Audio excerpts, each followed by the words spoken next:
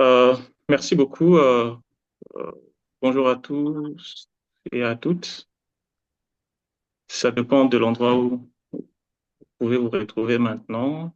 Soyez le bienvenu à notre webinaire d'aujourd'hui. C'est vraiment un honneur pour nous de nous avoir aujourd'hui à la participation de notre webinaire. Donc, j'aimerais commencer. Qui sommes-nous? Nous sommes l'Académie des sciences pour les jeunes. Voilà. Pour la plus petite histoire, je dirais que l'ESG, c'est une plateforme ayant pour but de permettre aux jeunes scientifiques et de toute discipline d'intégrer enfin, d'apporter de nouvelles solutions face aux défis tant nationaux qu'internationaux. Ceci a été lancé officiellement le 28 novembre 2020. Donc, nous avons totalisé dans l'ensemble 5 ans. Donc, l'Académie de sciences organise plusieurs activités pour poursuivre son but. Notamment, nous avons des webinaires. Donc, comme vous pouvez le constater aujourd'hui, vous serez en train de participer à une énième webinaire organisée par l'Académie des sciences pour le jeune. En tant qu'organisation sérieuse, l'Académie des sciences organise également de, des grands rassemblements. Donc, l'ESG prend des grandes décisions au travers de l'Assemblée générale.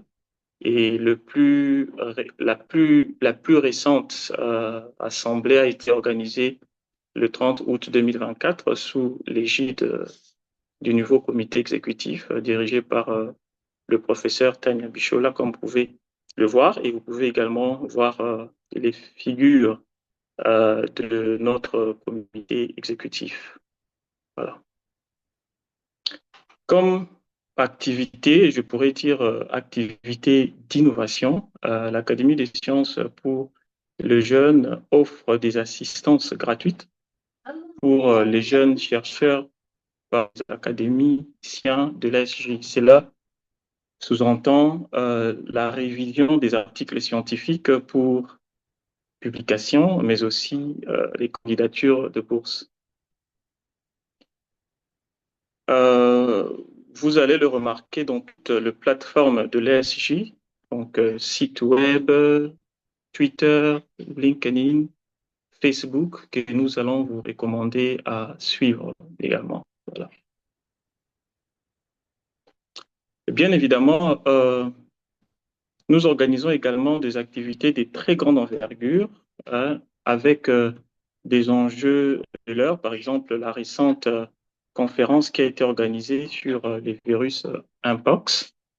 Mais aussi, nous souhaiterons dire que nous sommes dans des tractations. Quand je dis tractations, signifie des discussions avec les autorités du pays pour travailler sur un concept innovant que nous appelons Minute Science de l'ESG, qui seront des émissions ou bien vidéos parlant de science de façon simplifiée pour le grand public en 5 minutes.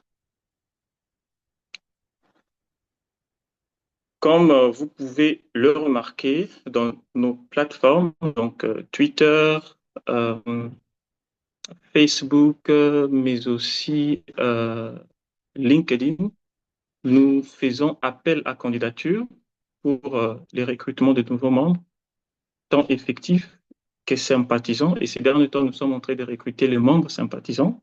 Ça, c'est la première cohorte. Donc, vous allez le voir en détail dans notre plateforme Twitter, Facebook et LinkedIn. Également, nous en profitons pour, je peux dire, présenter nos félicitations de plus à des membres qui ont été récemment recrutés. Voilà. Il est vrai que c'est vraiment important je peux dire, d'apporter ou bien de donner cette émulation à la jeunesse. Donc, l'ESJ se donne le défi de présenter les profils de différents membres qu'elle recrute. Donc, ici, nous avons par exemple le professeur Tété Boniface, le professeur Achille et j'en passe. Donc, dans nos perspectives, nous sommes en train de projeter à organiser une conférence des très grande envergure avec notamment la participation des académies sœurs, mais aussi les académies sœurs en Afrique, mais aussi d'autres organisations internationales qui vont certainement participer en 2025. Voilà. Comme vous pouvez voir, donc, nous avons différentes plateformes. Sorry. Donc, vous m'excuserez avec ces montages. Voilà. Donc, nous avons différentes plateformes. Nous avons Twitter, nous avons le site web qui est en construction, mais nous avons aussi Facebook que nous utilisons comme canaux pour véhiculer des informations liées à l'Académie des sciences pour le jeune. Donc, aujourd'hui, nous allons tous participer au énième webinaire organisé par l'Académie des sciences pour le jeune. Donc, je vais essayer de présenter l'orateur d'aujourd'hui, qui est en face de nous, le professeur Dadi Boutoula. Donc, je vais prendre le document. Donc, voilà, parfait. Je présente l'orateur d'aujourd'hui, qui est le professeur Dadi Boutoula.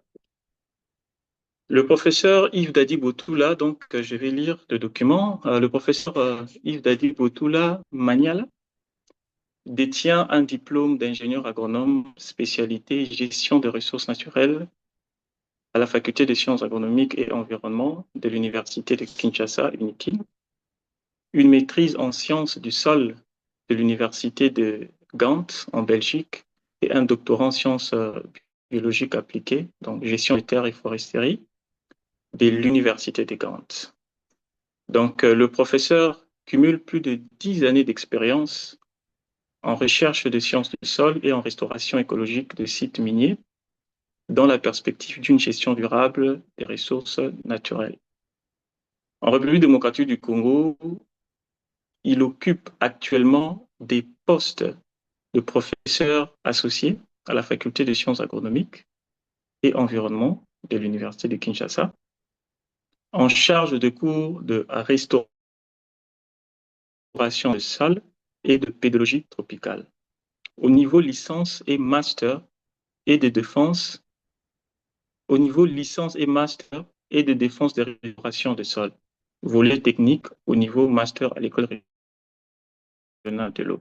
Le professeur dirige et co-dirige de travaux de licence et de DEA dans le domaine de fertilisation de sol par le biochar, de la dynamique de carbone du sol dans le système agroforestier et de suivi de la qualité des eaux et d'arrosage. Au Canada, il a été chercheur postdoctoral à l'Institut de recherche en mines et environnement de l'Université de Québec en Biti-Témiscamingue au Canada.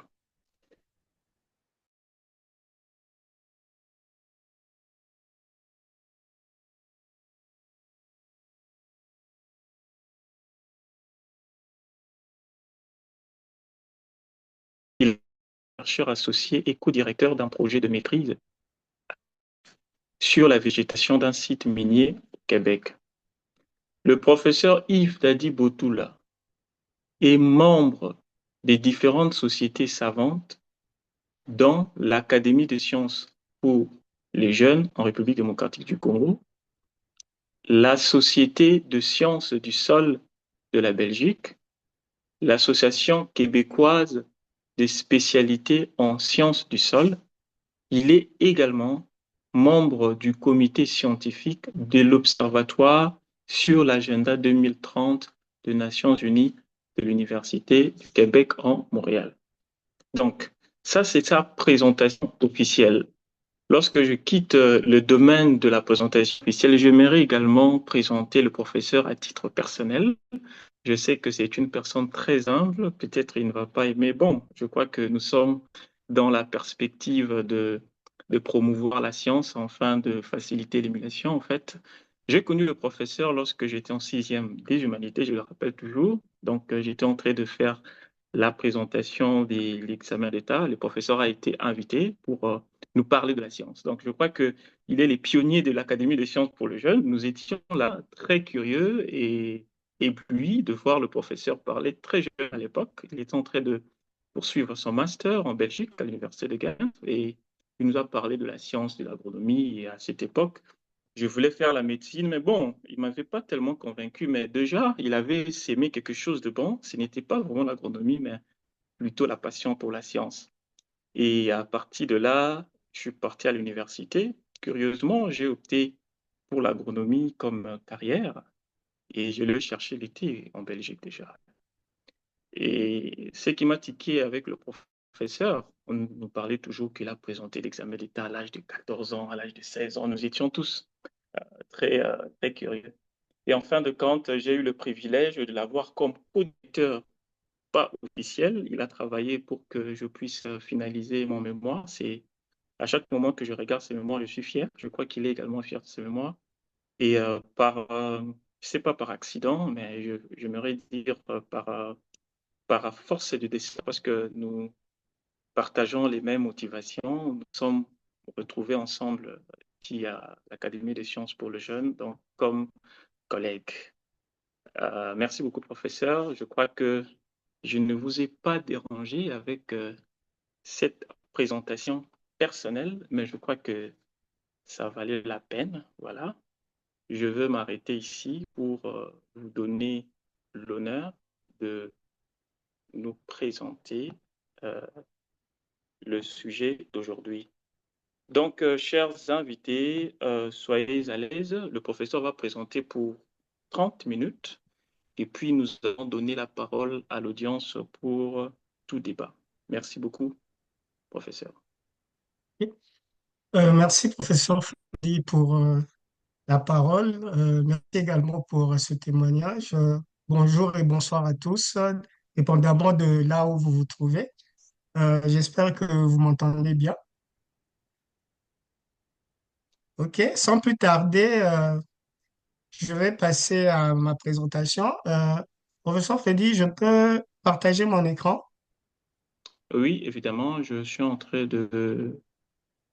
Donc, je suis en train de... Ouf, stop share. Merci, vous avez la parole. OK, je pense que je vais essayer, moi, à mon tour. Share. Est-ce que vous voyez mon écran? C'est parfait. Parfait. Juste, il faut le Et mettre en je vais le mode mettre alors en diaporama. mode de présentation. Oui. OK, comme je disais, bienvenue à tous. Ceci est mon webinaire intitulé Conservation et restauration des sols pour la sécurité alimentaire et le climat en République démocratique du Congo.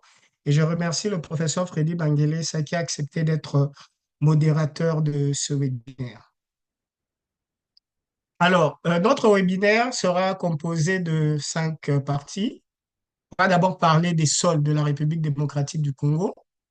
Ensuite, on va présenter les sols et la sécurité alimentaire avec un focus bien sûr sur la République démocratique du Congo.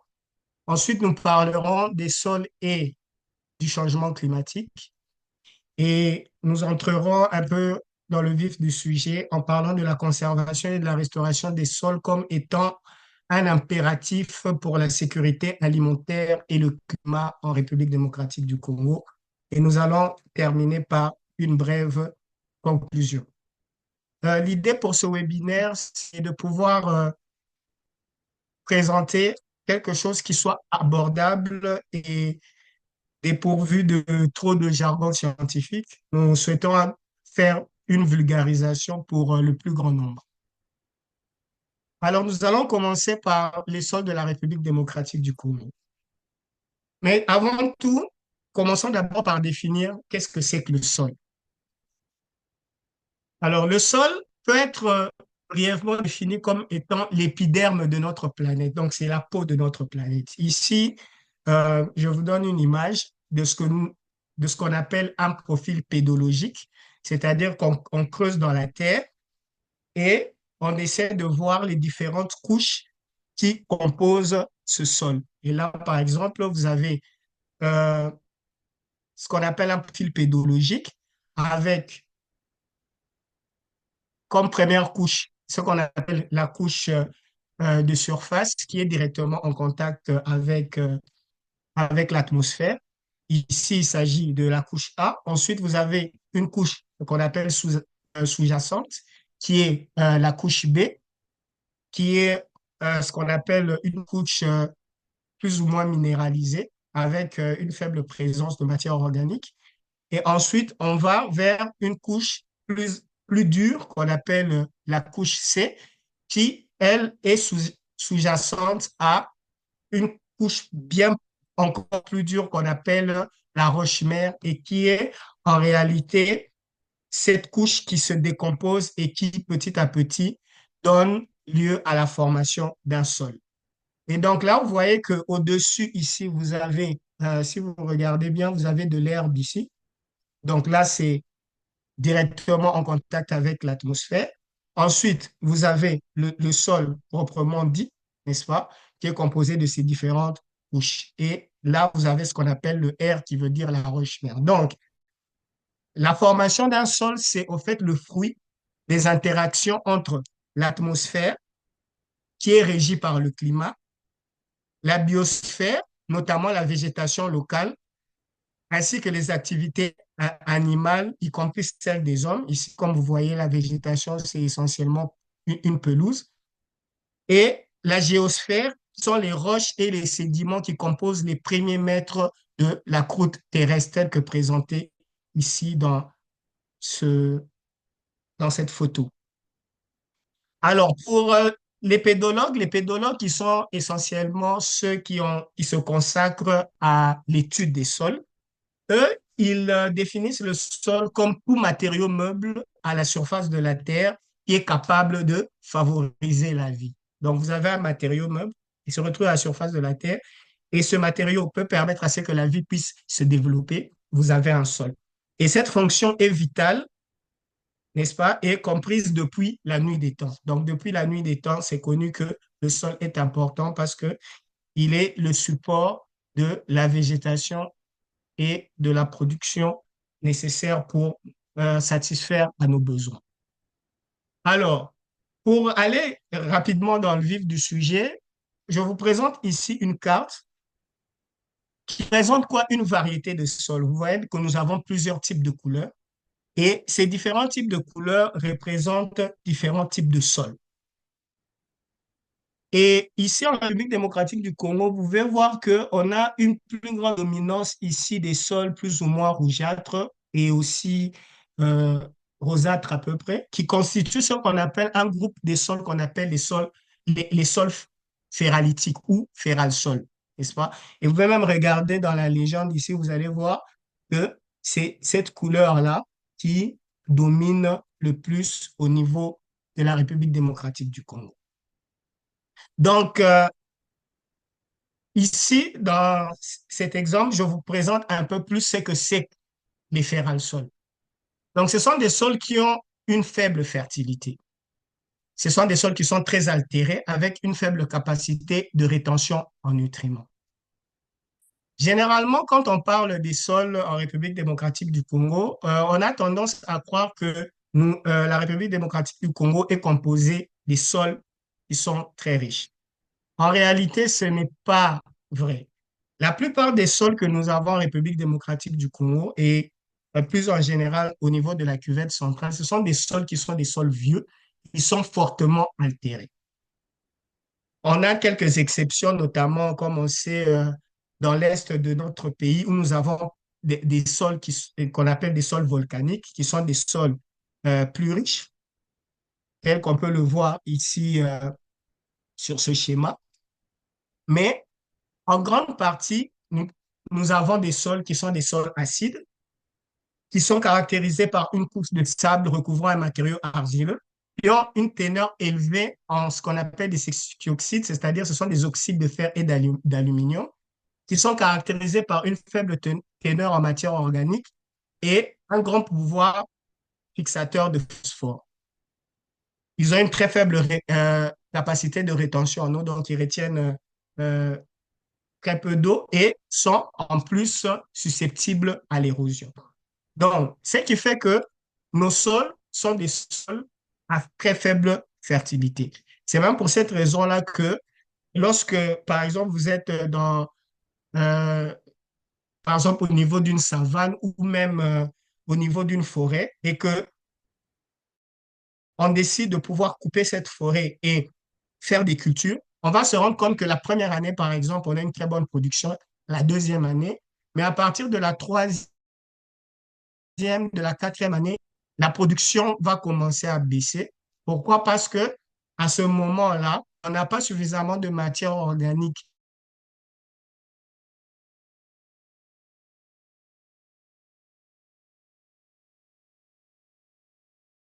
et des sols à Oui, partir de la cinquième année. C'est bien pour cette raison que nos ancêtres qui étaient bien conscients de la chose laissaient après un certain moment nos sols en jachère, c'est-à-dire en repos, pour permettre à ces sols de pouvoir reconstituer leur fertilité. Et ils pouvaient laisser les sols en jachère pendant 10, voire même 20 ans. Alors, parlons un peu des sols et de la sécurité alimentaire. Mais qu'est-ce qu'on appelle la sécurité alimentaire?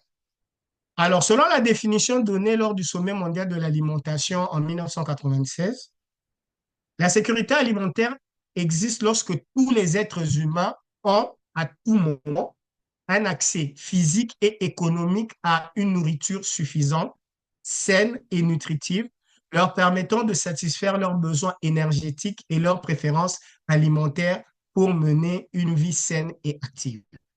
Donc, on est en sécurité alimentaire lorsque, premièrement, on a la disponibilité physique des aliments, donc les aliments sont disponibles.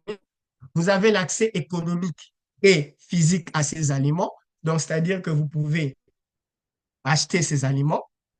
Ensuite, vous avez l'utilisation des aliments, c'est-à-dire que vous pouvez consommer ces aliments. Et ensuite, vous avez la stabilité dans ces trois dimensions, c'est-à-dire dans la disponibilité, dans l'accès économique, ainsi que dans l'utilisation de ces aliments.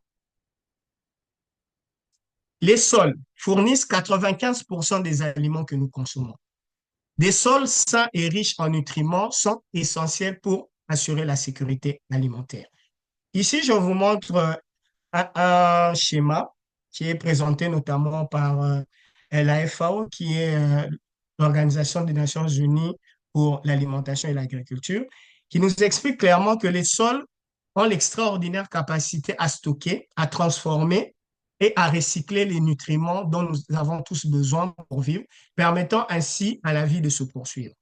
Alors, sur les 18 nutriments qui sont essentiels aux plantes, 15 sont fournis par les sols s'ils sont sains. Et c'est justement ces nutriments qui nous permettent d'être en bonne santé. Parce qu'un manque de nutriments de base, notamment des macronutriments ou des micronutriments, entraîne un sous-développement des plantes ainsi qu'une réduction du rendement des cultures et de leur valeur nutritionnelle. Le manque chronique de nutriments, c'est-à-dire ceux qui proviennent des sols et des cultures pauvres en nutriments, est à l'origine d'une forme insidieuse de malnutrition qu'on appelle la faim insoupçonnée, qui touche déjà plus de 2 milliards de personnes dans le monde. C'est-à-dire que des personnes peuvent manger, mais ils n'ont pas suffisamment de nutriments pour pouvoir maintenir une bonne santé.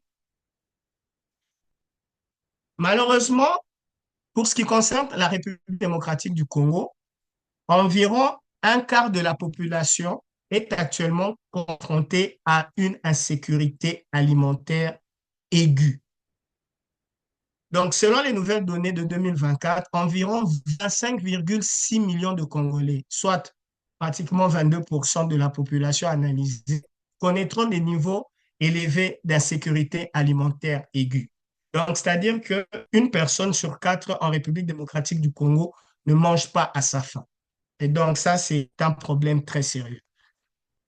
Et des études ont été menées et vous pouvez voir sur cette carte que pratiquement toute la République démocratique du Congo est concernée par ce problème d'insécurité alimentaire.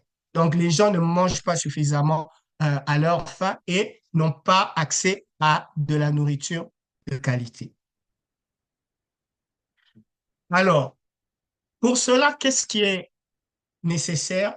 Il faut des actions qui doivent être entreprises dans le secteur agricole en République démocratique du Congo et qui ont un impact sur le niveau de sécurité alimentaire de la population. Et effectivement, l'agriculture et la production alimentaire se sont révélés être les principaux moteurs des résultats nutritionnels. Les gens doivent manger, donc on doit produire de la nourriture. Et l'activité principale qui fournit cette nourriture, c'est l'agriculture. Et la République démocratique du Congo a un territoire qui est vaste comme 4 fois la France, avec un potentiel de production agricole pouvant même nourrir le quart de la population mondiale. Donc, essayez un peu de faire le lien. Il y a un quart de notre population qui souffre d'une faim aiguë, alors que la République démocratique du Congo a le potentiel agricole de pouvoir nourrir le quart de la population mondiale. Donc, il y a une véritable disparité.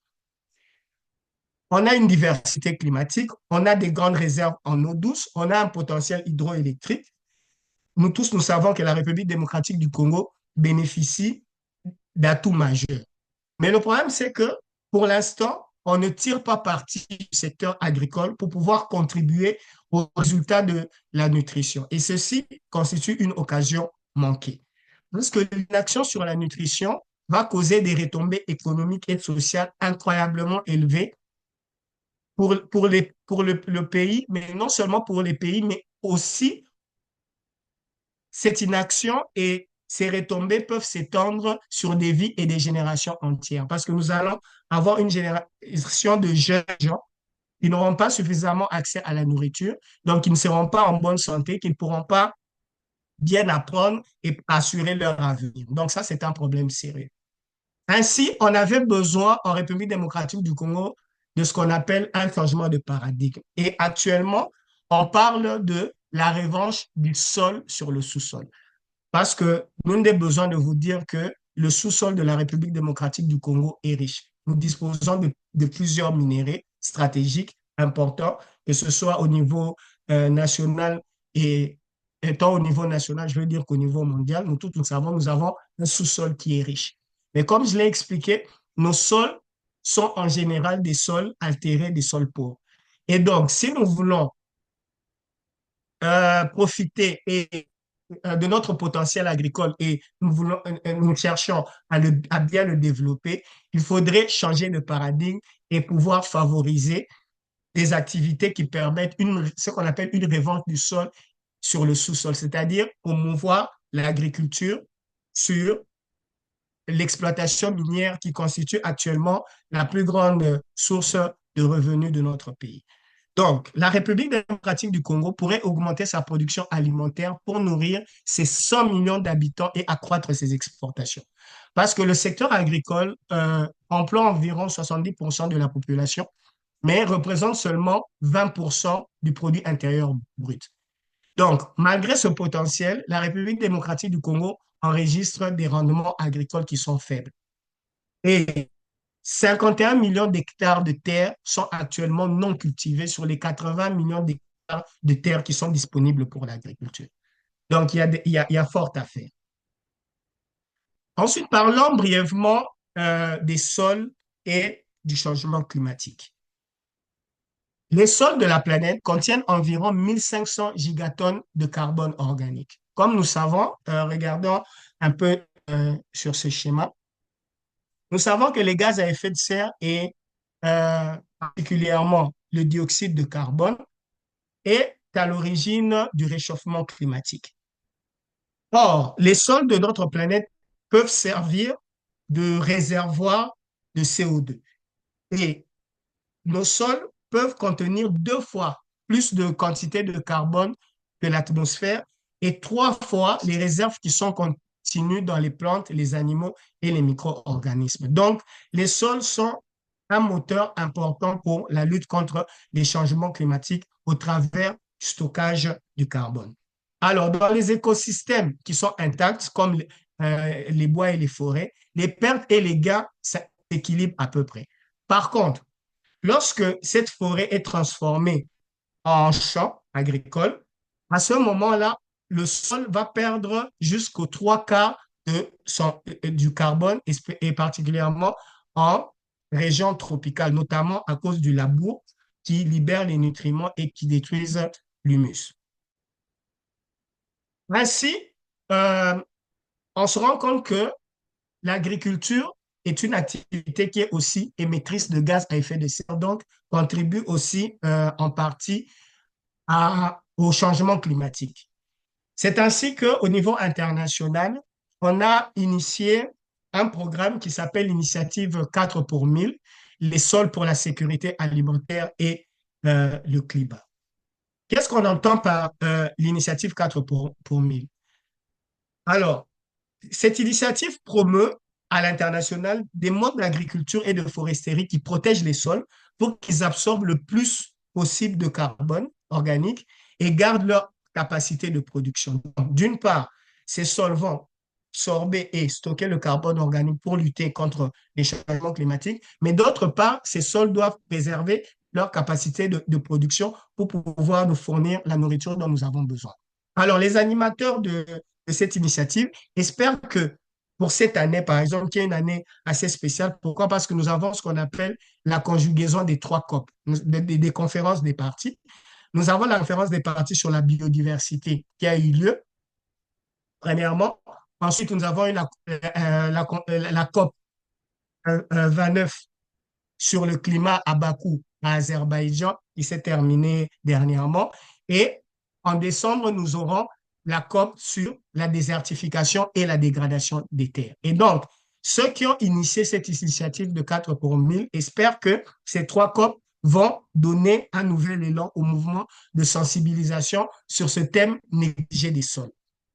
Alors que la santé des sols est aussi importante pour la préservation de la biodiversité, pour la lutte contre le changement climatique, ainsi que pour la lutte contre la désertification. Donc, nous espérons qu'il sera possible de faire le lien entre ces différentes thématiques, changement climatique, biodiversité et désertification. Et cette année, on prévoit de mettre en place un cadre de référence international autour de la santé des sols, parce que nous avons besoin des sols en santé pour pouvoir promouvoir la sécurité alimentaire et lutter contre les changements climatiques. Alors, parlons de la conservation et restauration des sols, qui constitue ce qu'on appelle un impératif pour la sécurité alimentaire et le climat en République démocratique du Congo. Il est important de noter que pour pouvoir avoir juste un centimètre d'épaisseur de sol, il faut compter entre 100 ans et 1000 ans. Donc, vous essayez d'imaginer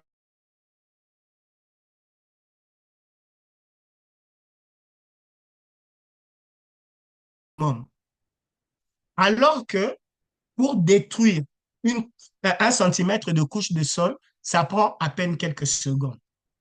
Donc, vous allez remarquer que le sol est une ressource qui est très sensible et que nous devons absolument préserver. Ici, vous avez un schéma du sol, de comment il se forme, des différents composants de ce sol, et ainsi que de son lien avec les différents composants de la biosphère. Et nous pouvons considérer le sol comme étant notre allié parce qu'il abrite une multitude d'organismes vivants. Il sert de support et nous fournit la nourriture et l'eau. Il stocke le carbone de l'air et c'est aussi une source de découvertes scientifiques et de ressources. Et pourtant, ce sol connaît différents types de dégradation, notamment l'érosion du sol, la perte du carbone organique du sol. Vous avez des problèmes de salinisation, vous avez des problèmes de perte de biodiversité, de contamination du sol, d'acidification, de compactage du sol, ainsi que d'imperméabilisation du sol. Donc, le sol est une ressource très sensible et nous devons donc la protéger de ces différentes menaces. Effectivement, la dégradation des sols menace notre sécurité alimentaire. Ici, je vous présente un schéma de ce qu'on peut appeler un article, n'est-ce pas, qui a été publié en, juste avant l'an 2000, qui s'intitule La dégradation des sols menacera-t-elle d'ici 2020 la sécurité alimentaire des pays en développement? Donc, à l'aube déjà du 21e siècle, on se posait déjà cette question parce que la population mondiale En en fait, c'est 2000, comme si, oui, vous je m'entendez? crois que vous avez un problème de connexion. Oui, maintenant ça va, merci. Oui, Freddy, juste me dire, il me reste encore combien de minutes, juste pour être sûr? Vous pouvez prendre encore 5 minutes, ça va? Oui, oui, ça peut Oui. aller. OK. Donc, la population mondiale en 2020 sera de 30% supérieure à celle de 1995. Donc, déjà à l'époque, il y avait cette prédiction. Mais la demande en denrées alimentaires et fibres augmentera d'un pourcentage encore plus élevé au fur et à mesure de la croissance des revenus, de la diversification des régimes alimentaires et de l'accélération de l'urbanisation. Donc, quelle que soit la manière dont cette demande sera remplie, la pression démographique, c'est-à-dire l'augmentation de la population, ainsi que la pression sur les terres agricoles qui sera exercée sur les ressources foncières s'intensifiera sensiblement. Alors, certains s'inquiétaient déjà de ce qu'une chute de la productivité à long terme des sols limitera gravement la production alimentaire du monde en développement et que ce problème va s'aggraver. Donc, ce qu'on remarquait déjà à l'aube de l'an 2000, c'est ce qu'on remarque encore actuellement et on peut se dire que avec l'augmentation de la population, cette situation de la sécurité alimentaire due à la dégradation des sols s'est effectivement aggravée. Notre planète perd de plus en plus de sols fertiles, l'équivalent d'un tiers de la superficie de l'Allemagne chaque année. Donc, et là, comme vous pouvez remarquer dans ce schéma, c'est un problème mondial. C'est-à-dire que nous perdons chaque année le tiers de la superficie de l'Allemagne en termes de surface de sol fertile. Et vous pouvez remarquer par le schéma à droite que pour ce qui concerne euh, l'Afrique, par exemple, vous avez 25% de taux de dégradation des terres cultivables, ce qui est vraiment très important. Alors, parlons un peu de la restauration et de la conservation des sols, étant donné qu'on s'est dit qu'il s'agit d'une ressource qui est très, comment dire, qui est très sensible et très vulnérable et que nous devons absolument protéger. Alors, qu'est-ce qu'on entend par la restauration des sols? La restauration des sols peut être définie comme l'ensemble des interventions qui sont mises en œuvre pour inverser une dégradation antérieure. Donc là, nous sommes dans ce qu'on appelle la réparation. Tandis que la conservation des sols désigne des actions et des pratiques qui visent à anticiper ou à prévenir cette dégradation des sols. Donc, c'est-à-dire que chaque fois, on doit faire, comme vous voyez sur ce schéma ici, un équilibre entre éviter ou réduire une nouvelle dégradation par une gestion des terres durables et ainsi que inverser l'ancienne dégradation par la restauration ou la réadaptation. Alors, la protection des sols est le trait d'union entre l'agenda de l'environnement et l'agenda du développement. Comme on a dit, on a besoin de protéger nos sols parce qu'ils sont importants, notamment pour la lutte contre les changements climatiques, mais on a également besoin d'exploiter ces sols pour pouvoir nous nourrir, notamment. Et ici, vous avez l'exemple de ce lien qui se fait entre les sols et certains objectifs du développement durable, notamment la fin zéro, l'eau propre et l'assainissement, les changements climatiques, notamment, et la vie terrestre. Donc, nous avons besoin des sols pour pouvoir atteindre ces objectifs de développement durable. La protection des sols contribue largement au développement économique dans les pays à forte dominance agricole, tels que la République démocratique du Congo. Parce que il a été comment dire, il y a une étude qui a été faite et on a trouvé que chaque euro investi dans la réhabilitation des terres dégradées rapportait un bénéfice macroéconomique de 5 euros. Donc, nous avons tout à fait intérêt à pouvoir protéger nos sols. Et pour ce qui concerne la République démocratique du Congo, brièvement, on a ce qu'on appelle l'agenda de transformation agricole. C'est actuellement ce programme qui est suivi pour pouvoir notamment lutter contre l'insécurité alimentaire chronique que notre pays connaît. Parce que la vulnérabilité alimentaire résulte d'une part de la combinaison de différents facteurs relatifs notamment à la productivité agricole. Donc, nous avons besoin d'améliorer notre production agricole pour pouvoir nourrir les 100 millions d'habitants que compose notre pays.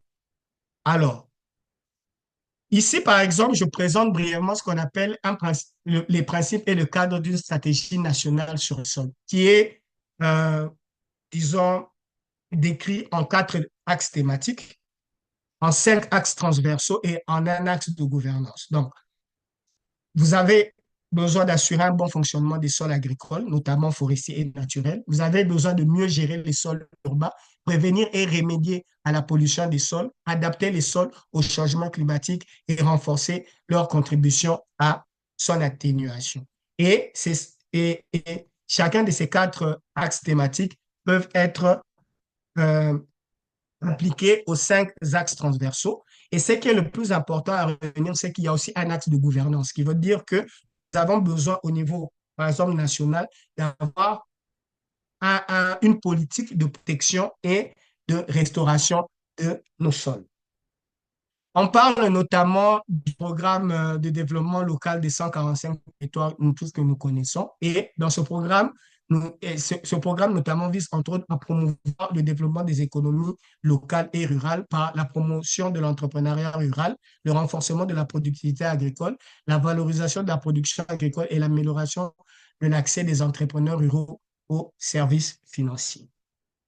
Et donc, pour conclure, je dirais ceci, euh, m'inspirant du panel de Montpellier qui a eu lieu en décembre 2014, donc ça va faire pratiquement 10 ans jour pour jour, où on dit que le sol étant une ressource naturelle, les sols sont souvent oubliés. Avec le temps, les sols négligés sont source d'une faible productivité agricole et d'une insécurité alimentaire qui affecte de façon disproportionnée les producteurs pauvres, plus particulièrement en Afrique.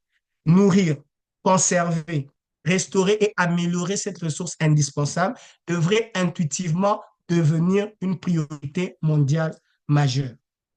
Donc, les bailleurs de fonds et les gouvernements doivent adopter une vision à long terme qui s'accompagne de financements pour restaurer les terres dégradées et créer des incitations pour l'investissement dans une gestion environnementale et sociale de la terre. Les sols d'Afrique sont divers et variés et les agriculteurs africains ont différents types de savoirs, capacités et ressources qui doivent être reconnus, renforcés et traités en conséquence. Enfin, la gestion intégrée des sols permet d'intensifier la production de façon durable et apporter l'attention et les soins intensifs dont les sols d'Afrique ont besoin. Et donc, je vous inviterai le 5 décembre, on fête au niveau mondial l'année internationale des sols. Et pour cette année, le thème sera prendre soin des sols. Et nous avons vu pourquoi il est important que nous puissions prendre soin de nos sols. Et cela se fait par la mesure, la surveillance et la gestion de ces sols. Merci pour votre attention.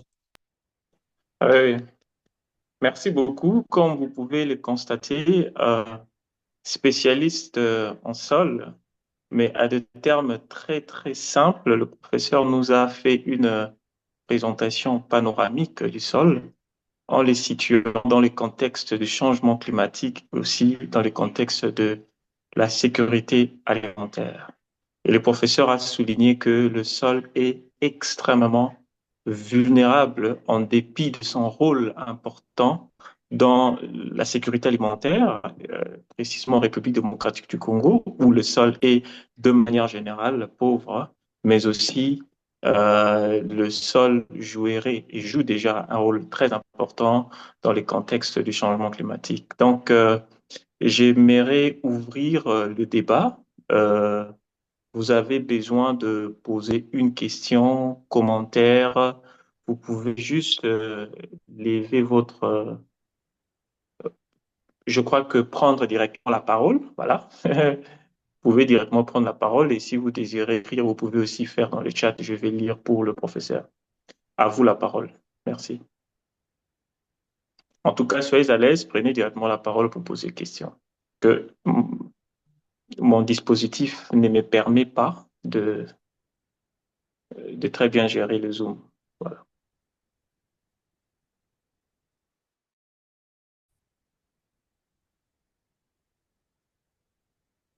Nous attendons la première question. Moi, j'ai une question.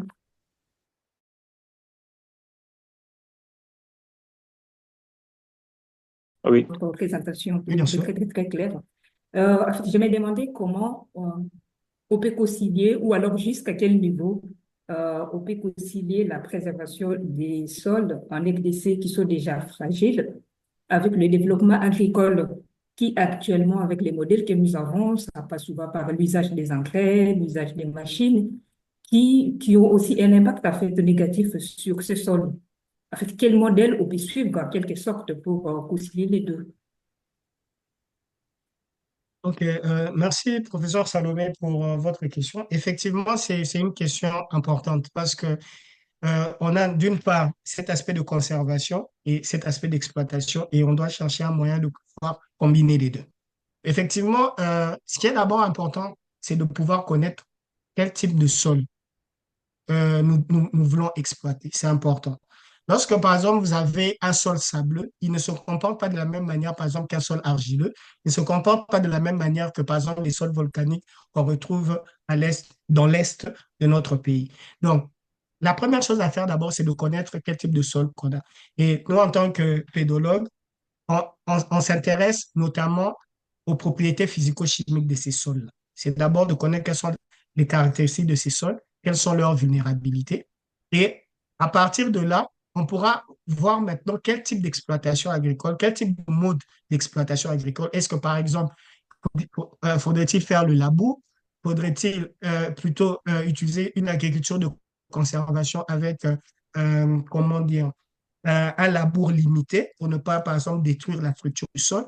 Est-ce que dans ce sol, on a suffisamment de matière organique? Peut-être que c'est un sol sableux, pauvre en matière organique, et donc on a besoin de la matière organique. Aussi, on voudrait produire sur ce sol-là. Est-ce que c'est une culture, par exemple, comme le maïs, qui est une culture exigeante en éléments nutritifs, ou bien une autre culture telle que le manioc, qui est un peu moins exigeant? Donc, tout ça, ce sont des paramètres dont il faut tenir compte pour pouvoir adopter un mode de production agricole qui soit adapté aux réalités que nous avons sur le terrain.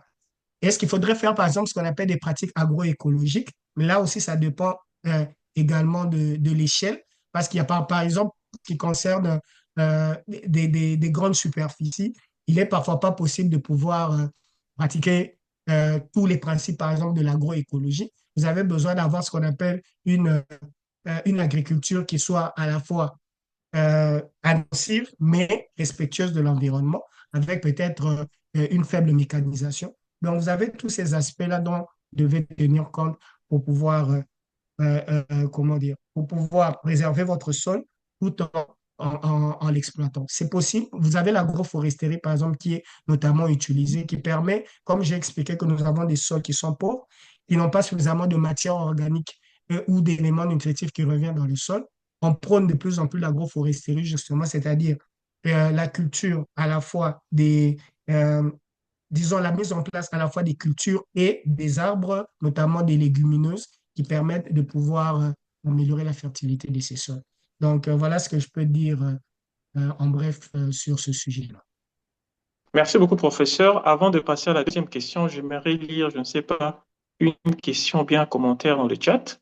Oui. C'est de la part de Bafana Alex. Il dit, il écrit, s'il est vrai que le cendre produit après l'éruption volcanique agit sur l'équilibre du pH du sol, la structure du sol est riche en nutriments. en République démocratique du Congo, nous assistons à des éruptions volcaniques. Pourquoi les scientifiques ne l'exploitent pas pour améliorer l'agriculture ou l'amélioration du sol? Car cela peut jouer un rôle important dans la restauration du sol et l'insécurité alimentaire. Merci, Alexandre Bafana, étudiant L2 biologie moléculaire. Professeur, qu'en dites-vous? Yes.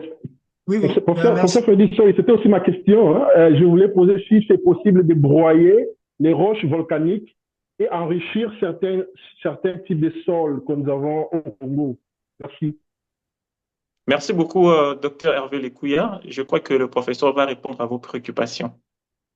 Merci beaucoup pour les questions. Merci, Alex. Merci, professeur Lecoyer.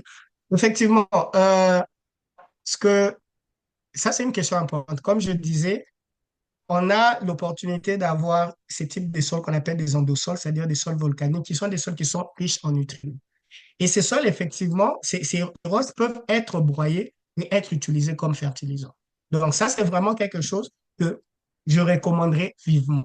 Parce que ces sols, c'est reconnu mondialement que ces sols ont des éléments nutritifs qui peuvent servir justement à augmenter la fertilité des sols. Donc, c'est vraiment une opportunité euh, euh, que nous devons utiliser et saisir cette opportunité-là justement pour pouvoir améliorer nos sols.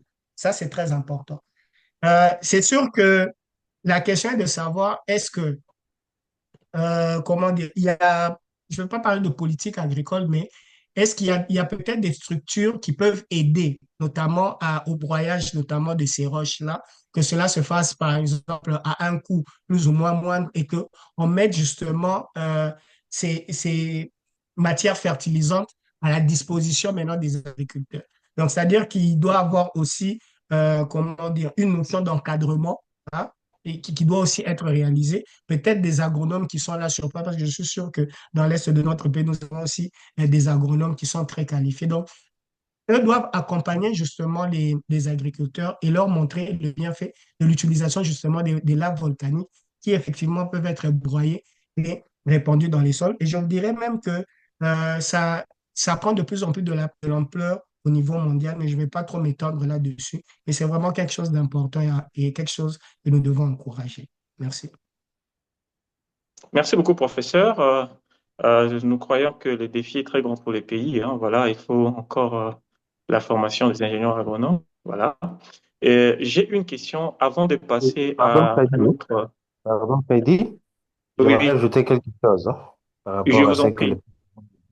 Oui, je Oui, vous en prie. donc, à part l'utilisation des sols volcaniques, nous avons également des gisements d'apatite. On appelle ça Très bien. apatite. Très Alors, bien. l'apatite Je peut suis être satisfait. aussi utilisé pour renforcer les nutriments. Et justement, ça peut être aussi utilisé comme un fertilisant naturel.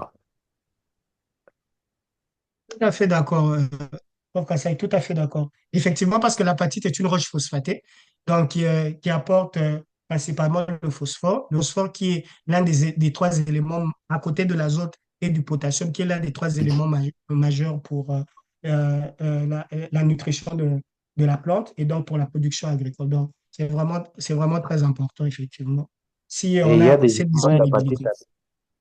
Pardon? il y a des gisements d'apatite à Beni. C'est qui est une très bonne nouvelle, hein, soit dit en passant, parce que, vous savez, justement, les gisements de roches phosphatées sont rares au niveau mondial. Le Maroc détient à lui seul 80% des gisements de roches phosphatées dans le monde. Vous essayez d'imaginer un pays comme le Maroc, il a 80% des réserves de phosphate du monde. Vous pouvez imaginer. Et justement, le phosphate, dans les années qui viennent, sera une ressource rare. Comme vous le dites, nous avons l'opportunité de l'avoir dans notre pays et donc nous devons l'exploiter. C'est vraiment une très grande richesse pour nous. OK. Donc, Bonsoir à tous. Je veux juste un peu, c'est David Bengo. Je veux rebondir un peu sur ce sujet qui est très intéressant. Et nous participons à deux consortiums internationaux, notamment Orcasa et CASA. Donc, c'est vraiment tout ce qui touche à la matière organique, hein, qui les intéresse. Donc, professeur Dadi, peut-être que je vous en parlerai un peu plus en aparté. Donc là, je vais déjà parler un peu de cette idée hein, qui me semble assez intéressante sur l'utilisation de lave ou encore des gisements d'apatite. Après, bon, je ne sais pas, comme vous l'avez dit, hein, nous avons des ferrasols, hein, donc des sols qui sont ferralitiques. Et Oui, là, on voit beaucoup plus bon, la capacité d'échange cationique. Est-ce que ces oui. sols pourront, déjà la nature de la cendre, je n'ai pas regardé, hein, mais peut-être que c'est ça aussi le problème, hein. Donc, la nature de la cendre, est-ce qu'il y aura ça pourra jouer, donc il y aura ça pourra être retenu par nos sols ou bien ça ne sera pas retenu et puis ça sera directement lessivé. Donc, si par exemple on optait pour la cendre comme fertilisant, est-ce qu'il n'y aura pas ce problème de lessivage ou bien il y aura la capacité d'échange cationique? Et après, bon, est-ce que l'idée aussi, c'est peut-être d'utiliser des fertilisants organiques, hein, notamment des biochars qui, voilà, à mon avis, se marieraient facilement avec les propriétés de nos sols. Tout à fait, Ça va. professeur Ebemo, vous avez tout à fait raison.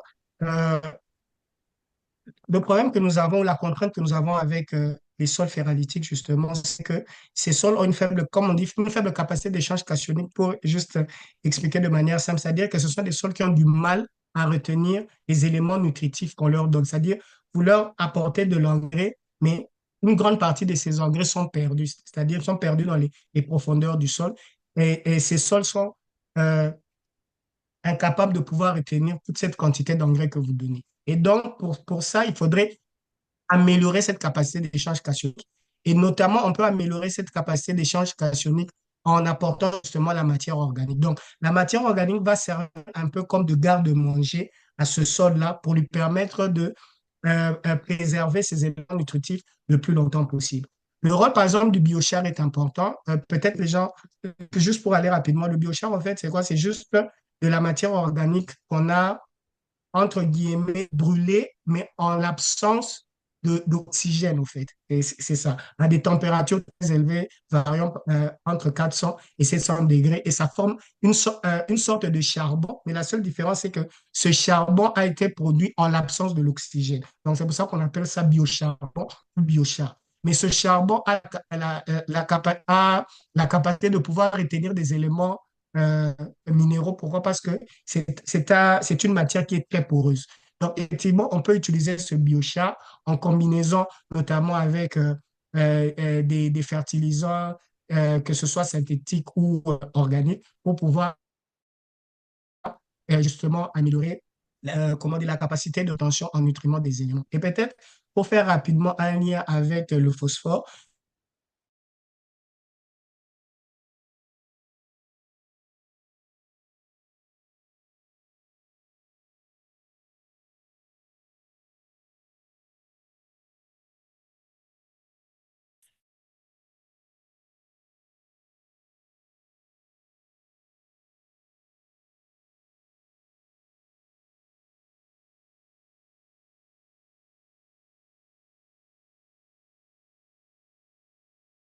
pour pouvoir augmenter, comme on dit, la capacité d'échange cationique afin de mettre ce phosphore à la disposition de la plante. Ça, c'est une chose.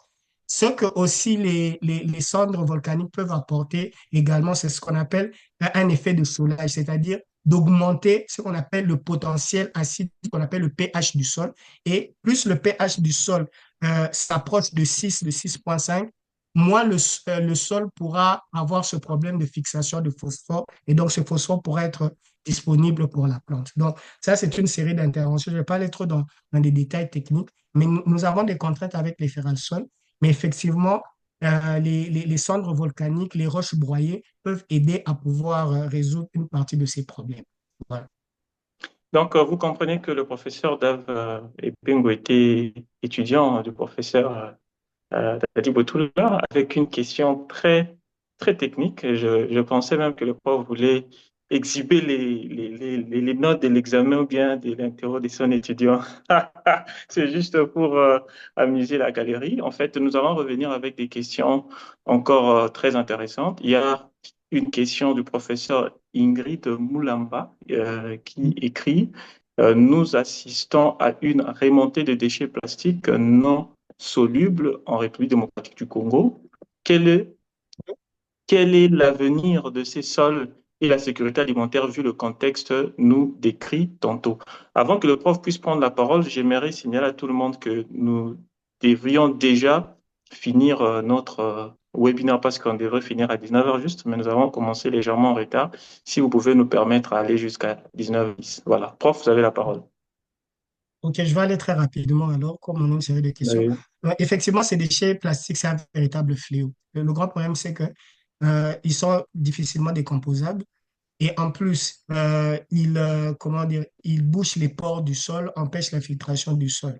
Donc, le problème des déchets plastiques, c'est qu'il faudrait qu'on puisse réduire leur utilisation. Parce que ça, c'est un fléau qui est connu dans le monde entier. On a maintenant ce problème des microplastiques. Et donc, l'idée, c'est de pouvoir avoir un système de gestion de ces déchets-là pour que ça ne se retrouve pas partout dans nos sols. Donc, ça, c'est vraiment un véritable problème. C'est un fléau. Il faudrait lutter contre ça. Voilà ce que je peux dire en bref. Est-ce qu'il y a une Oui, autre il y a tellement de question? questions. Je Je ne crois sais pas que si je j'avais vais fini. lire la question du professeur Christian Kanga. Oui. Excellente présentation. Merci beaucoup, professeur Yves Dadi-Botoula. Je je poste ma question car je ne suis pas au bon endroit pour ouvrir le micro. Ma question. Je suis frappé par la variabilité de sol en République démocratique du Congo et puisque j'explore le OK. nanoparticule de silice dans la plante, je voudrais OK. savoir, est-ce que le changement de sol peut affecter le taux et la qualité de silice absorbée par les plantes? Première question. Y a, y a-t-il moyen d'optimiser l'absorption de la silice dans certains organes de la plante? Oui, en bref, je vais aussi aller très rapidement. Oui, Ou effectivement, question on a technique? une Prof, vous certaine... avez la parole. Oui, c'est une question technique. Merci beaucoup, sœur Freddy. Oui, effectivement, la variabilité des sols va influer sur le comportement des nanoparticules de silice. Euh, ouais, on a parlé notamment de la fertilisation, hein, et on a dit qu'on a des éléments majeurs, l'azote, le phosphore, le potassium, mais il existe d'autres types, d'autres éléments aussi qui sont importants qu'on appelle des micro-éléments ou des oligo-éléments, et la silice en fait partie. Et donc, la nutrition des plantes, notamment la nutrition en silice, dépend des conditions du sol. Ça, c'est clair. Et particulièrement lorsqu'on parle des nanoparticules, parce qu'à ce moment-là, il faudrait regarder, par exemple, ce qu'on appelle des sites de fixation, et cela dépend des types et de la nature des sols. Mais bien sûr, on pourra échanger là-dessus parce que actuellement, on parle de plus en plus de ce qu'on appelle, en anglais, c'est Enhanced Rock Weathering. Et quand on parle d'Enhanced Rock Weathering, on parle justement de l'application de ces roches silicatées pour augmenter la fertilité des sols. Mais ça, on pourra en parler de manière technique, mais c'est une très bonne question. Ouais, très bonne question qui pourrait peut-être initier un projet de recherche. Voilà. Euh, ça c'est un commentaire de Jancine Touka, excellente présentation, professeur. Et puis, nous avons Tribey qui dit, qu'est-ce qui serait à la base de fertilisation d'un sol sablonneux en utilisant les poussières de braise, une pratique vécue chez les cultivateurs de la vallée de Njili? Question très intéressante. Prof, vous avez la parole et pragmatique qui nous concerne.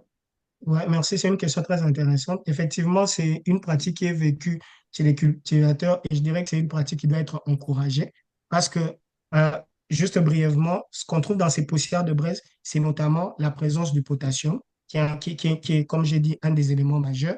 Et pas seulement la présence du potassium, mais ces poussières de braise ont aussi ce qu'on appelle un effet, justement, d'augmenter, ce qu'on appelle un effet d'augmentation justement du pH du sol, qui est important. C'est-à-dire qu'ils ont ce qu'on appelle l'effet Choulin. Hein, ça, c'est le terme technique. C'est-à-dire qu'ils aident à augmenter plus ou moins le pH du sol, parfois d'une demi-unité. Et plus ce pH, comme je dis, euh, s'approche de 6, mieux c'est pour votre culture. Donc, c'est important de pouvoir l'appliquer Oui, et je viens. je l'encourage. Je viens.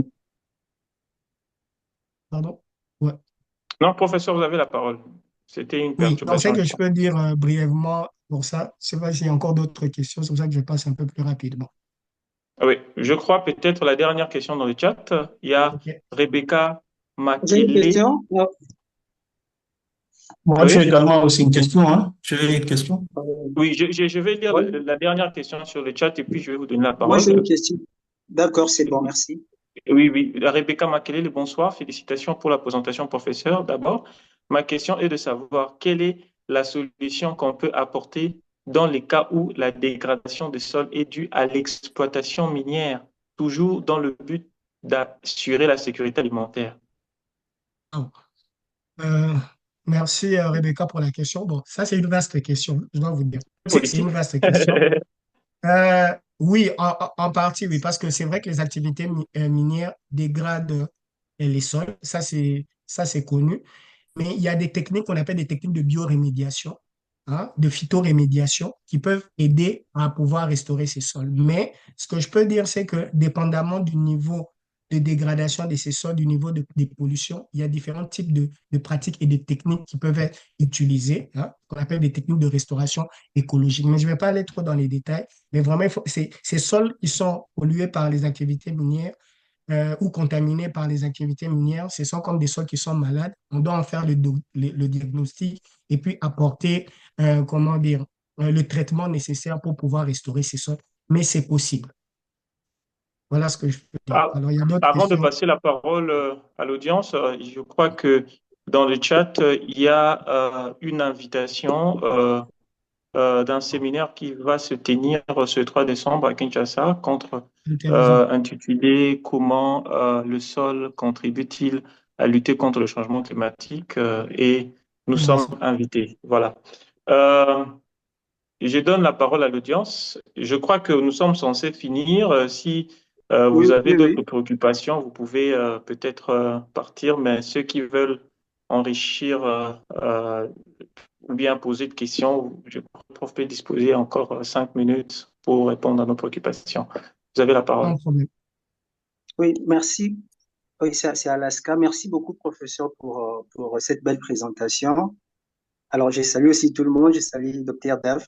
Alors, ma question serait de savoir, comme vous venez de parler de la sécurité alimentaire et des sols, alors ma question c'est Mhm. de savoir, est-ce que la RDC aujourd'hui peut atteindre l'autosuffisance alimentaire tout en restant à une agriculture plus durable, quand vous avez évoqué l'agroforesterie, l'utilisation de biochar, de la matière organique, sans faire recours à l'utilisation des engrais chimiques? OK, ça c'est une très bonne question. En fait, ce qu'il faut savoir, c'est que le fait déjà que nous ayons une variété des sols, aussi une variété de climat, de topographie, fait qu'il n'y a pas ce qu'on appelle une seule solution pour résoudre tous ces problèmes-là. Donc, chaque fois, il faudrait s'adapter aux réalités du terrain. Donc, c'est une combinaison. C'est pas une exclusion de ces différentes interventions, mais c'est plutôt une combinaison adaptée de ces différentes interventions qui pourront nous permettre de pouvoir atteindre comme on dit, la sécurité alimentaire ou même l'indépendance alimentaire. Donc, c'est tout à fait possible. La République démocratique du Congo est un de ces pays bénis qui a tellement de ressources à sa disposition. Et comme je l'ai dit dans la présentation, on est même capable de nourrir le quart de la population mondiale. Donc, il y a déjà des études qui ont été faites là-dessus. Et il suffit juste d'appliquer les bonnes politiques et les bonnes interventions au bon moment. Et c'est possible. Merci beaucoup, prof. Il y a encore une question. Parce qu'il y avait Il y avait encore deux personnes. un autre intervenant. Si vous avez une question, vous pouvez la poser directement sans soulever la main. Alors, l'autre question que je voulais parler, c'était en rapport avec la production agricole. On parle trop de production agricole en mélangeant l'agriculture artisanale et puis l'agriculture industrielle. Est-ce qu'il y a une différence ou quelque chose à faire pour enrichir les sols ou pour pratiquer les deux en même moment? Merci beaucoup. Si, docteur. Non, effectivement, ces deux agricultures, que ce soit en République démocratique du Congo ou en Afrique en général, ces deux agricultures ont toujours coexisté. Ce qu'on peut dire, ont toujours coexisté.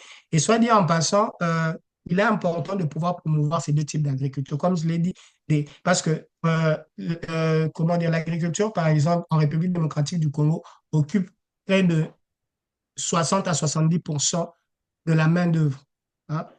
Donc, c'est important de pouvoir permettre à ces petits agriculteurs de pouvoir produire de manière rentable, mais aussi de manière à respecter l'environnement.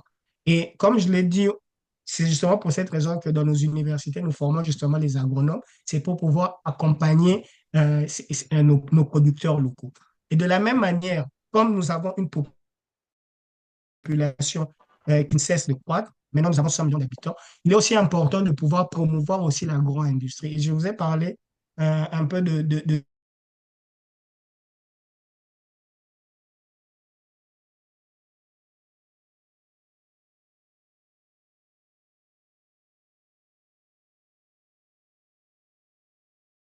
par les paysans locaux. Et les deux iront toujours ensemble et c'est vraiment ça qu'il faut faire. Merci. Une autre question, sinon je vais poser ma question. Euh, Oui, prof Eddy, je peux poser oui, la question, vous me en suivez? tout cas, professeur Ok. Bolalwembe, Ben, vous avez la merci, parole. merci prof Eddy. Désolé pour le retard, on était coincé dans les bouchons. Merci beaucoup, prof Dadi, pour votre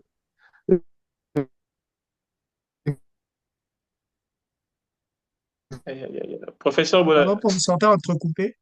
Vous m'entendez? Bonsoir, oh là Pierre-Claude, vous là, m'entendez? je crois qu'il est parti, il y a problème d'Internet. Alors, je pose ma poser. Ah, question. Oui, ça revient. professeur, vous pouvez? Mais prof, il y a cette problématique Oh là là. Euh, Professeur, je crois que vous avez un problème de ah, connexion. ah, qui est pouvez-vous écrire, professeur? C'est possible pour vous d'écrire si je... euh, paysanne, population qui est paysanne et qui est en train, la plupart des cas, c'est l'agriculture familiale avec 0,5 hectares dans l'arrière-pays généralement. Et Je crois qu'il y a un problème de... Pardon, professeur Pierre-Claude, est-ce que vous pouvez écrire la question dans le chat en attendant? Comme ça, je pourrais répondre parce qu'on a du mal à vous avoir. Prof, vous pouvez répondre la question dans le chat parce que nous avons du mal à vous Donc, avoir. on vous suit. je m'excuse, il y a eu une coupure de connexion. Est-ce que D'accord. vous me On suivez s'entend maintenant? bien.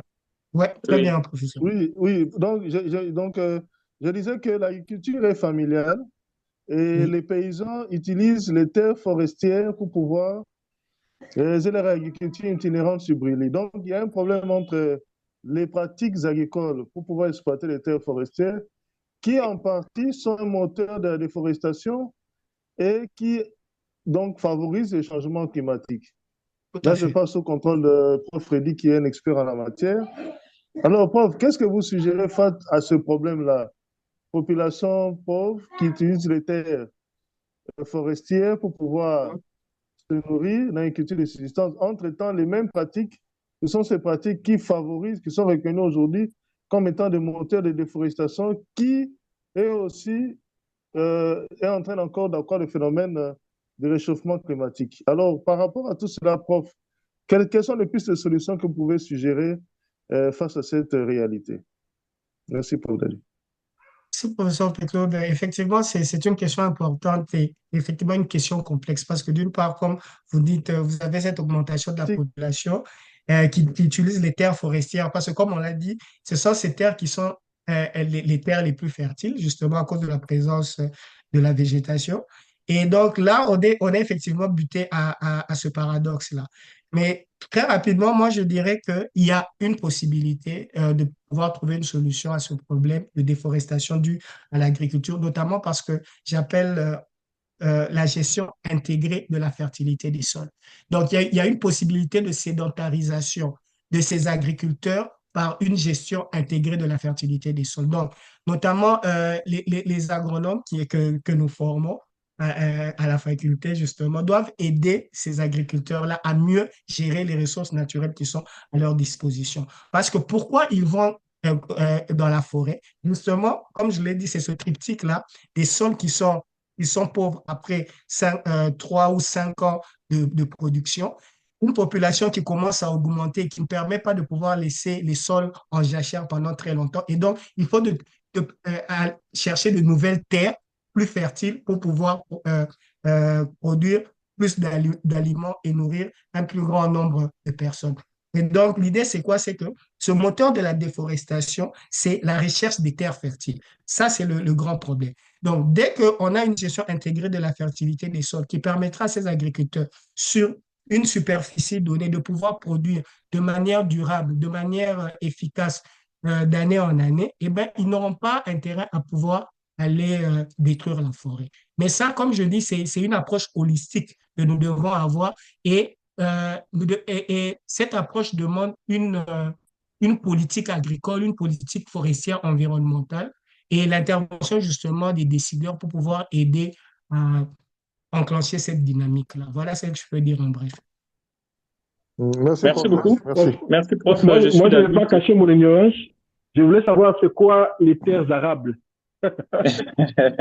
Ah, Ça, c'est une très bonne question. très bonne question. En Professeur, fait, oui, merci vous avez beaucoup. la Dans les parole. terres arables, c'est juste les terres C'est une cultivables. question des politiciens, voilà. Yeah. Ouais, c'est une question cultivable parce que dans arabe, il y a ce terme-là de arabe qui veut dire cultiver, au fait. Donc, c'est juste les terres cultivables. C'est tout ce que ça veut dire. Mais la différence entre terre arable et, et sol fertile, c'est très important, prof. Oui, oui, il y a une différence. En fait, une terre arabe, c'est une terre qui est cultivable, mais ça ne veut pas nécessairement dire que c'est une terre qui est Voilà. fertile de manière naturelle. C'est une terre où vous Voilà. pouvez produire quelque chose. Donc, Si je me docteur fais Lepouya, comprendre. oui, je crois qu'il a très bien Vous pouvez compris. améliorer la fertilité de ce sol-là, de cette Très terre-là. bien compris. Donc, ça n'a rien à voir avec les rendements, c'est Oui. seulement la production. Oui, oui. Non, c'est juste la pose. Je vous donne juste un En exemple. Si vous êtes sur des pierres, vous ne serez pas capable de produire, je sais pas moi, des haricots sur des pierres. Donc, si vous avez un sol qui est très pierreux, ce sol-là ne va pas être considéré comme un sol cultivable à cause de cette contrainte physique que vous avez des pierres, n'est-ce pas? Mais si vous avez un sol sableux, c'est un sol qui est pauvre, mais c'est un sol qui est cultivable. Et donc, va apporter des éléments nutritifs pour augmenter le rendement. C'est un peu ça la différence. Bon, merci beaucoup. Excusez-moi, Oui. juste Merci une beaucoup. une dernière petite question. préoccupation. Ah, Il y a Oui, trop de professeur personnes. Ebengo, et puis nous allons prendre la dernière préoccupation. oui, Moi-même, je ne vais pas poser ma question, je vais le faire dans le forum. oui, c'est Donc, juste je une vais inviter le question professeur. un peu politique, hein. Professeur Dadi, lorsqu'on parle du potentiel agricole de Oui. la RDC, alors on fait allusion à quel type de sol? Donc tous les sols, ou bien on voit les sols qui sont en région forestière, ou bien en région savanicoles. Donc ce potentiel agricole-là, c'est lié à quel type en termes d'occupation du sol, hein, si c'est lié à quoi? Donc, voilà. Généralement, c'est aux alentours de ces 80 millions justement des terres arables qu'on appelle des terres cultivables. C'est sur Mhm, base de ça que ce potentiel agricole est calculé en grande partie. N'est-ce pas? Parce on n'imagine pas, par exemple, détruire toutes nos forêts pour mhm, pouvoir faire de l'agriculture. Parce que mhm, si vous faites le lien, par exemple, avec l'Amazonie, c'est ça maintenant le problème. mhm. C'est qu'au niveau de l'Amazonie, il y a une grande partie de la forêt amazonienne maintenant qui est détruite ou déforestée pour pouvoir produire du soja, du maïs, etc., etc. Donc, c'est là maintenant, il faudrait faire un Oui. équilibre. Mais nous avons suffisamment de terres disponibles qui ne sont même pas encore utilisées pour que nous puissions penser à aller détruire les forêts et tout le reste. Donc, déjà, avec les 80 millions, et je l'ai dit tantôt dans un de mes diapos, que environ la moitié de ces terres-là qui sont arables ne sont même pas utilisées. Donc, c'est sur base de ça que le potentiel agricole est calculé. D'accord. Ok, en gros, des Merci. écosystèmes savanicoles, hein, c'est ça, hein, tout ce qui est Oui, oui, savane. tout ce qui est ça, Ah, voilà. d'accord, ok. Généralement, les systèmes Ok, savanicoles, c'est là où on peut faire effectivement de d'accord, l'agriculture, ok, mais parfait. aussi de l'agroforesterie. Ok, merci. Ok. Merci. La dernière Donc, question, et puis nous allons Merci, clôturer. merci, merci pour la parole. Puisque, professeur, vous avez parlé dans votre présentation des programmes nationaux des 145 territoires. Alors, oui. la question, c'est de savoir, est-ce qu'ils ont pris en compte aussi dans ces programmes l'aspect sol aussi? Je ne sais pas si vous avez quand même une idée. Bon, tout dépend de est-ce qu'on prend consciemment compte de l'aspect sol ou pas. Mais moi, je peux vous dire, le simple fait que vous puissiez marcher sur la terre, vous tenez compte du sol. Oui, parce que le sol est partout. Mais est-ce qu'on en prend effectivement conscience de manière claire? Ça, c'est le problème. Mais que vous puissiez construire une maison, que vous puissiez faire votre plate-bande, je ne sais pas moi, de légumes, ou que vous puissiez produire votre maïs, tout se fait sur le sol. C'est justement pour cette raison que c'est important d'en tenir compte. Donc, vous puissiez tracer une route, vous tracez une route sur le sol. Donc, c'est vraiment ce qu'on appelle l'épiderme, hein, de la terre, en fait. Et donc, la question maintenant est de savoir, est-ce qu'on utilise ce sol comme étant une ressource? Est-ce qu'on on considère le sol comme étant une ressource que nous devons à la fois conserver et à la fois exploiter? Ça, c'est maintenant la question. Mais bien sûr, quand on parle d'agriculture, directement, là, c'est plus clair pour peut-être des décideurs qu'on a besoin de pouvoir cultiver sur un sol donné. Mais je ne suis pas allé vraiment dans les détails des 145 territoires. Comme vous savez, il y a plusieurs axes. Mais je pense que d'une manière ou d'une autre, il y a des personnes qualifiées qui ont eu à donner les conseils nécessaires pour que cet aspect-là des sols, euh, qu'on puisse en tenir compte, effectivement. Voilà. Merci beaucoup, professeur Boutoula. Et également, grand En merci fait, à nos participants. Je crois que le webinaire était très intéressant. Ça a attiré vraiment beaucoup de questions de la part de notre audience. Nous espérons que nous aurons encore une seconde chance, peut-être l'année prochaine ou bien après une année ou bien encore dans une très grande conférence parce que les questions liées au sol sont d'une importance très capitale. Voilà. J'aimerais donner la parole à la présidente de l'ASJ pour clôturer ce moment. Merci.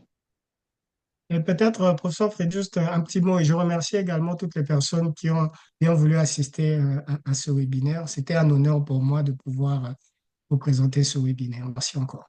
Et merci Je vous en à prie. l'ASJ pour cette opportunité. Merci. Merci. Professeur Tania, vous avez la parole. En fait, on n'a pas besoin de me donner la parole. Je remercie vraiment le professeur Yves Dadi Botoula pour l'excellente présentation. Ça a été vraiment une merveilleuse présentation et on a senti vraiment l'interaction avec les différents participants. Les termes employés ont été vraiment simples. Tout le monde a très bien compris le sujet. Alors pour ça, merci pour votre temps. Je sais que chez vous là-bas, c'est très tôt. Donc merci vraiment d'avoir accepté et merci au professeur Freddy d'avoir modéré avec vraiment beaucoup de calme, beaucoup de on a senti aussi vraiment le rapprochement avec le professeur Yves qui était son superviseur. Et merci à vous tous les participants. Alors, je vous annonce qu'en décembre, on a un webinaire très particulier. C'est très particulier. Nous allons donner la voix, je pense, cinq jeunes chercheurs qui sont, les sujets seront, les domaines sont aussi c'est très varié. Alors, je vous invite tous à participer et aussi à faire vraiment une large vulgarisation parce que on doit encourager les plus jeunes. L'ASJ, notre mission, c'est de promouvoir la science comme option de carrière pour les jeunes. Alors, quand on leur donne la voix, j'aimerais vraiment vous inviter tous à les encourager à être là. Ça sera le vendredi 20 décembre, si je ne me trompe pas, ou 18 décembre. Ah, je vérifie mon calendrier. Le 20 décembre, voilà. Donc, ça sera le vendredi 20 décembre. Et donc, les affiches seront bientôt prêtes et ça sera sur tous nos plateformes, sur Twitter, sur Facebook, sur LinkedIn. Donc, je vous invite vraiment à faire la large diffusion. Alors, merci à tous. Il y a toujours cette tradition d'activer vos vidéos pour la photo finale. C'est Hervé Lécouya qui prend souvent la photo. J'espère qu'il est là pour prendre la photo. J'ai aimé que le téléphone maintenant là avec moi. Je ne sais pas si je serai prendre la photo. Pas de souci, Il je faut vois. prendre un laptop. Ok, voyons voir. Comment faire pour prendre la photo? Ça, c'est mon ton téléphone, Or, donc you tu can peux pas prendre. unshare. Donc, Or, il faut you can arrêter de unshare. share. Ouais, il faut arrêter de partager l'écran. Ouais. Mhm. Prof Yves, vous devez arrêter de partager votre écran.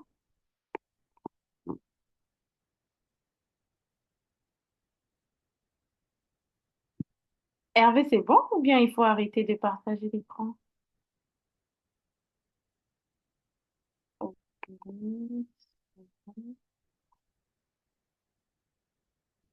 Yeah, so I'm gonna take the picture now. 1, 2, 3. qu'on verra tout créer.